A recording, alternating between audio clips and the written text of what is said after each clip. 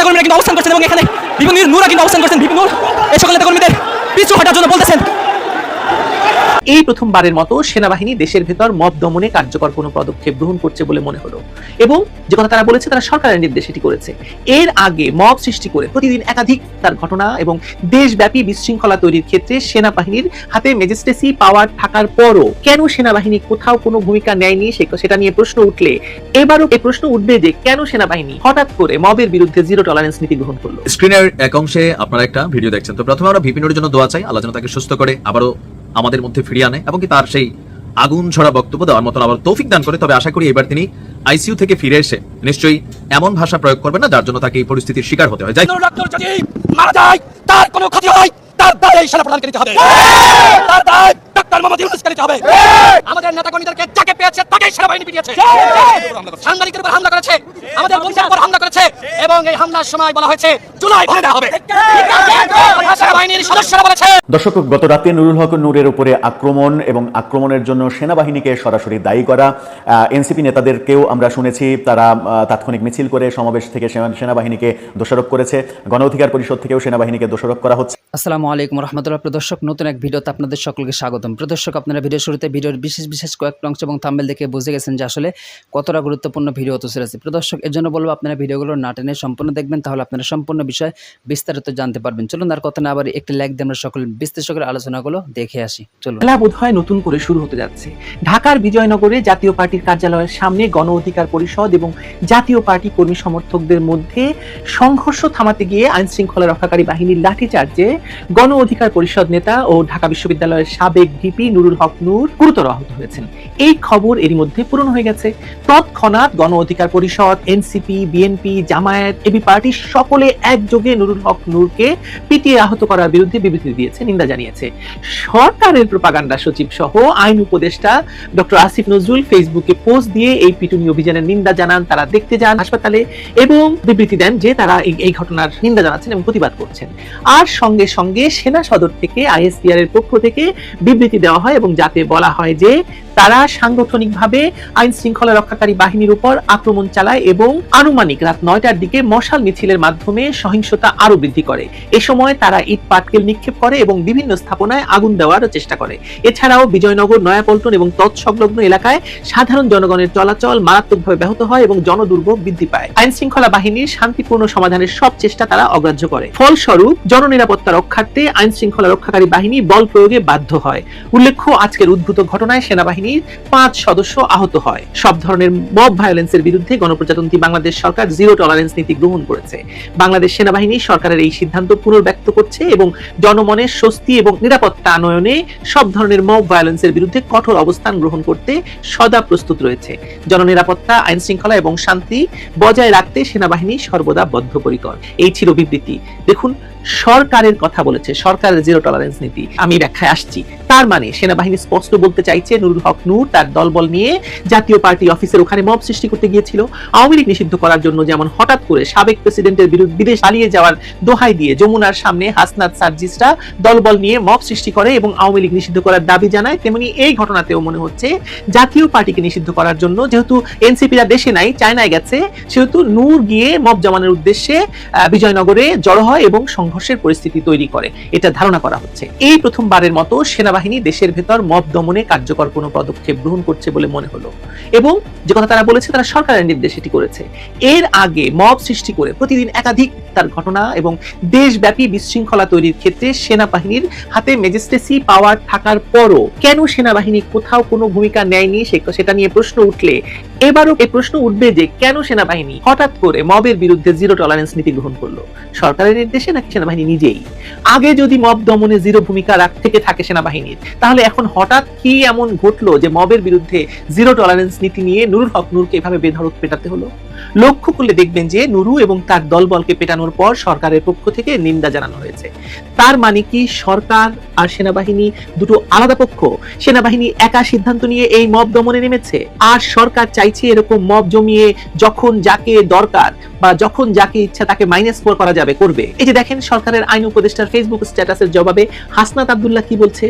আসিফ নজরুল লিখেছেন, ভিপি নুরুল হক নূরের উপর বর্বরচিত হামলার তীব্র নিন্দা এবং প্রতিবাদ জানাচ্ছি। সরকারের থেকে, সরকারের খেয়ে, সরকারের আরেক অঙ্গ সেনাবাহিনীর মব দমনের বিরুদ্ধে তিনি নিন্দা এবং প্রতিবাদ জানাচ্ছেন। ভাবা যায় না কিন্তু ব্যাপারটা। ওদিকে হাসনাত আব্দুল্লাহ সঙ্গে সঙ্গে এই পোস্টের মন্তব্যে লিখেছেন, প্রতিবাদের কাজ আপনার, ভণ্ডামি বাদ দেন স্যার। যে জন্য বসানো হয়েছে সেটা না করে কে কি করছেন এসবের হিসাব দিতে হবে। কে কোথায় কিভাবে কোন কাজে বাধা দিচ্ছে এসব খবর আমাদের কাছে আছে। এসব প্রতিবাদের ভং না করে কাজটা করেন। ভাষা দেখুন খালি। রুমিন ফারহানা যে বলেছেন এদের সম্পর্কে, আপনি ভাষাটা খালি চিন্তা করুন। আসিফ নজরুল একজন উপদেষ্টা, সর্বোপরি ঢাকা বিশ্ববিদ্যালয়ের একজন শিক্ষক, সেই হিসাবে তো হাসনাতেরও শিক্ষক।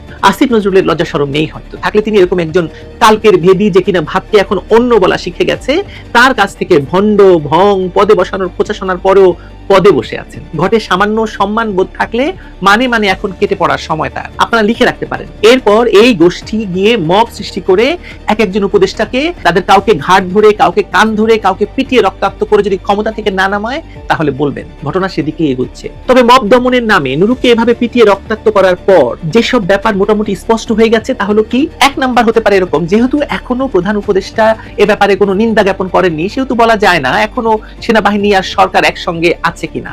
বোঝাই যাচ্ছে যে এতদিন সরকার চায়নি বলেই মব দমনে সেনাবাহিনী মাঠে থেকেও কোনো মব আক্রমণ থামাতে তারা কোনো ভূমিকা নেয়।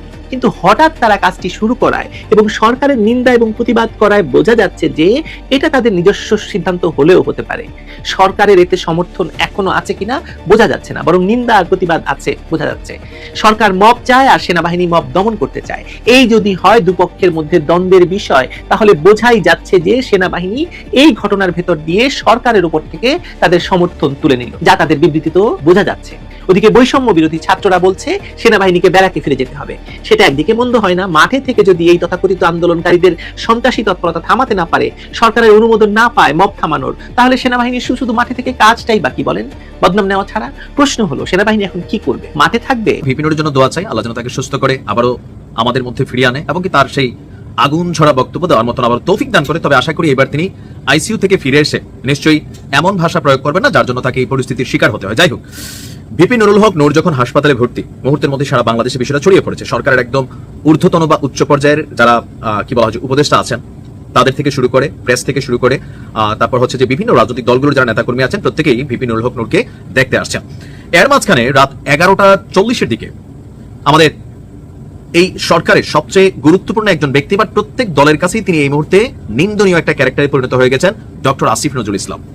ভবিষ্যতে এই লোকটার খবর আছে, পরিস্থিতি যা দেখছি আমরা বা যেভাবে হুমকি ধামকি ওনার জন্য আসতেছে, এখন তিনি ভালো জানেন তিনি কি করেন। কারণ এনসিপিও তাকে শাসাচ্ছে, অনলাইনে সাংবাদিকরা, ইলিয়াস ভাই, পিনাকিরা, তারপর হচ্ছেন যে কনক সারোয়াররা, তারাও কিন্তু শাসাচ্ছে, বিএনপিও মাঝে মাঝে শাসাচ্ছে, জামাতও শাসাচ্ছে, আর আওয়ামী লীগ তো বসে আছে যে এবার রং দেখাবে, এরকম একটা সিচুয়েশনে পড়ে গেছেন। এখন গতকালকে ভিপি নূরকে হাসপাতালে দেখতে গিয়া পিছনের বাগানের গেট দিয়া তিনি এক প্রকার পালাইয়া আসছেন। পরিস্থিতিটা ওই লেভেলের তৈরি হয়েছে। ভাবা যায় রানিং একটা উপদেষ্টা থাকতে ওনার পরিস্থিতিটা এমন। এটা আসিফ নজরুল স্যারের জন্য শুধু না, অনেকের জন্যই এটা একটা বার্তা যে আগামীর বাংলাদেশে আপনাদের অবস্থাটা কি হবে এটা একটু বুঝে নেওয়া উচিত। আপনার 11:40 দিকে মেডিকেল কলেজ হাসপাতালের জরুরি বিভাগের ওয়ান স্টপ ইমার্জেন্সি সেন্টারে তিনি আসেন। তো নূরকে দেখে বের হওয়ার সময় গণ অধিকার পরিষদের নেতাকর্মীদের রোষানলে পরে আবারও তিনি হাসপাতালে ঢুকে পড়েন, যে দুই একটা নিয়ে আবার উল্টাপাল্টা ঘটনা গায়েটায় পড়ে যায়। আইন উপদেষ্টাকে অবরুদ্ধ করে জাতীয় পার্টির চেয়ারম্যান জিএম কাদেরকে গ্রেপ্তারের দাবি জানায় নেতাকর্মীরা। এখন পরিস্থিতি খারাপ দেখা অনেক গণমাধ্যম বলছে যে পেছনের গেট দিয়া, বাগান দিয়া তিনি বের হইয়া পরবর্তী সময় বাসায় যান। তো কেন ডক্টর আসিফ নজরুলের প্রতি জনগণের এই ক্ষোভ হলো? জনগণের মানে গণ অধিকার পরিষদের জনগণের, শুধুমাত্র তাদেরও না। আমরা দেখছি এনসিপি, হাসনাত আব্দুল্লাহ, এই কারণে পোলার যে কলিজা 16 হাত কি ভাষায় ডক্টর আসিফ নজরুল ইসলাম অ্যাকশন দিচ্ছে দেখছেন তো সেখানে আসিফ নজরুল ইসলাম তিনি একটা পোস্ট করেছেন যে ভিপি নুরুর উপর হামলার তীব্র নিন্দা এবং প্রতিবাদ জানাচ্ছি। প্রশ্ন হচ্ছে আপনি কেন নিন্দার প্রতিবাদ জানাবেন? আপনি তো সরকার, আপনি যদি প্রতিবাদ জানান তাহলে অ্যাকশন নেবে কে? প্রশ্নটা কিন্তু এই জায়গাতে ক্যাচ লাগছে। হাসনাত আব্দুল্লাহ যে ভাষা প্রয়োগ করছে বুঝতেই পারছেন, এবং একই জিনিসের কারণে সারা বাংলাদেশে এটা ট্রল হয়ে গেছে যে ডক্টর আসিফ নজরুল ইসলাম, ভিপি নুরুল হক নূরের মাইরের পরে দরকার ছিল অ্যাকশন কোনটা? এখন তিনি কি আসলে আইনমন্ত্রী বা আইন উপদেষ্টা? তো এখন এই কাজটা কি স্বরাষ্ট্র উপদেষ্টার নাকি আইন উপদেষ্টার? কাজটা স্বরাষ্ট্র উপদেষ্টার। এখন জিএম কাদের যদি দোষী হয়ে থাকেন তার বিরুদ্ধে আইনি ব্যবস্থা নেওয়া হবে, এটা খুবই স্বাভাবিক। তো ডক্টর আসিফ নজরুল যখন ফেসবুকে এইভাবে একটা পোস্ট দিচ্ছে, এটাতেই তেলে বেগুনের জ্বলা উঠছে এতদিন ধরে জমতে থাকা গোসা ক্ষোভ। আর এই যে তিনি পরিস্থিতি বেগতিক দেখে আবার হাসপাতালে ঢুকে গেছেন, এটা একটা বার্তা। সাংবাদিক ইলিয়াস কিন্তু মাঝে মাঝে বলে যে আপনার পরিস্থিতি কি হবে। তো এখন এটা একটা বিষয় হয়ে গেছে কি, রাইট নাও কোনো কিছুই কন্ট্রোলে নাই, পরিস্থিতি যদি এমন হয় যে সরকারের এত বড় শক্তিশালী একজন উপদেষ্টা ডক্টর আসিফ নজরুল ইসলাম তিনার এই পিছনের গেট দিয়া ভাগা লাগে মান সম্মান টিকানোর জন্য ক্ষমতায় থাকাকালীন, এই নুরুল হক নূর যদি মারা যায়, তার কোনো ক্ষতি হয়, তার দায় এই সেনাপ্রধানকে নিতে হবে, তার দায় ডক্টর মোহাম্মদ ইউনূসকে নিতে হবে। আমাদের নেতাকর্মীদেরকে যাকে পেয়েছে তাকেই সেনাবাহিনী পিটিয়েছে, সাংবাদিকদের উপর হামলা করেছে, আমাদের বন্ধুদের উপর হামলা করেছে, এবং এই হামলার সময় বলা হয়েছে জুলাই ভরে দেওয়া হবে। সেনাবাহিনীর সদস্যরা বলেছে সেনাবাহিনীর মধ্যে যারা আওয়ামী লীগের পেতাত্তারা রয়েছে তাদেরকে চিহ্নিত করতে হবে। আমরা ডক্টর মোহাম্মদ ইউনূসকে বারবার বলেছি একটি প্রতিরক্ষা সংস্কার কমিশন গঠন করেন, কিন্তু আপনি উদ্যোগ নেননি। আজকে সেনাবাহিনীর মধ্যে আওয়ামী লীগের পেতাত্তারা, পুলিশের মধ্যে আওয়ামী লীগের পেতাত্তারা, র্যাবের মধ্যে আওয়ামী লীগের পেতাত্তারা, সচিবালয়ে আওয়ামী লীগের পেতাত্তারা। আজকে নুরুল হক নূর আইসিইউতে বাঁচবে কি মারা যাবে সেটির নিশ্চয়তা আমরা দিতে পারছি না। তার খিঁচানি উঠেছিল ইসলামী হাসপাতালে কাকরাইলে, তাকে চিকিৎসা দিতে পারে নাই, যে কারণে আমরা তাকে ঢাকা মেডিকেলে এনেছি। এখানে অন্তর্বর্তীকালীন সরকারের আইন উপদেষ্টা নুরুল হক নূরকে দেখার জন্য এসেছেন। উত্তেজিত জনগণ তাকে নিয়ে স্লোগান দিচ্ছে, এটা খুব স্বাভাবিক। আমরা তার কাছে দাবি জানিয়েছি অবশ্যই সেনাবাহিনীর মধ্যে যারা আজকে হামলা চালিয়েছে, পুলিশের মধ্যে যারা হামলা চালিয়েছে তাদের বিরুদ্ধে ব্যবস্থা নিতে হবে। এই ঘটনার দায় নিয়ে আইজিবি এবং ডিএমপি কমিশনারকে পদত্যাগ করতে হবে। এবং যে ক্যাপ্টেন আজকে উপস্থিত ছিল, আমাদের নেতাকর্মীদেরকে বলা হয়েছে 10 মিনিট সময় দেওয়া হলো। আজকে সেনাবাহিনীর একটি মহল যারা আওয়ামী লীগের দোসর, পুলিশের একটি মহল যারা আওয়ামী লীগের দোসর, র্যাবের একটি মহল, এই সচিবদের একটি মহল, এমনকি অন্তর্বর্তীকালীন সরকারের উপদেষ্টাদের একটি মহল আজকে জাতীয় পার্টির উপর ভর করে আজকে আওয়ামী লীগকে ফিরিয়ে আনার চক্রান্ত করছে। আজকে হামলার মধ্য দিয়ে ফ্যাসিবাদ বিরোধী শক্তি আবার ঐক্যবদ্ধ হচ্ছে। আমরা স্পষ্ট হয়ে বলছি 24 ঘন্টার মধ্যে সেনা প্রধানকে বক্তব্য দিয়ে ক্লিয়ার করতে হবে তিনি এই ঘটনার নির্দেশনা দিয়েছেন কিনা। স্বরাষ্ট্র উপদেষ্টাকে ক্লিয়ার করতে হবে, প্রধান উপদেষ্টাকে বক্তব্য স্পষ্ট করতে হবে।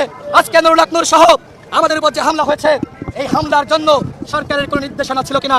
আইন উপদেষ্টা তিনি নুরুল হক নূরকে দেখতে এসেছেন, তিনি আমাদের শিক্ষক, হ্যাঁ আমাদের এখানে যারা আছে তারা অত্যন্ত ক্ষুব্ধ।